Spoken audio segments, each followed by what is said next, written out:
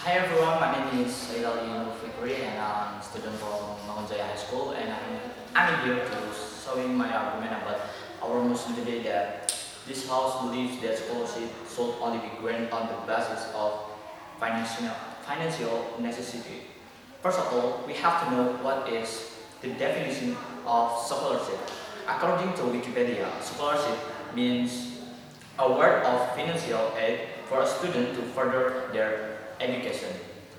Scholarship are awarded based upon their various criteria such as academic merit, diversity and inclusion, athletic skill, financial need, and among other. In Pangandaran Agency have a very interesting program in their education system, which is they request their student in their agency for having 12 years of study, so every student can go to school for free. This scholarship seems like a constitution.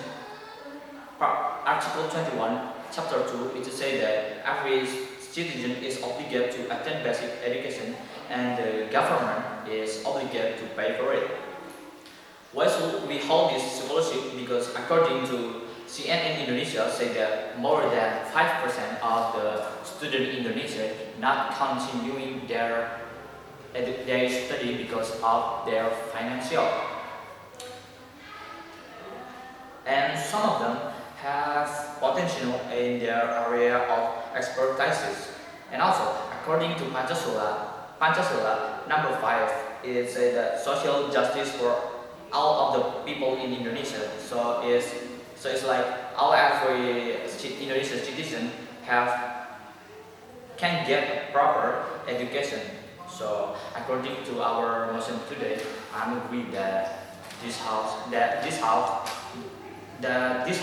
that scholarship should only be granted on the basis of their financial necessity.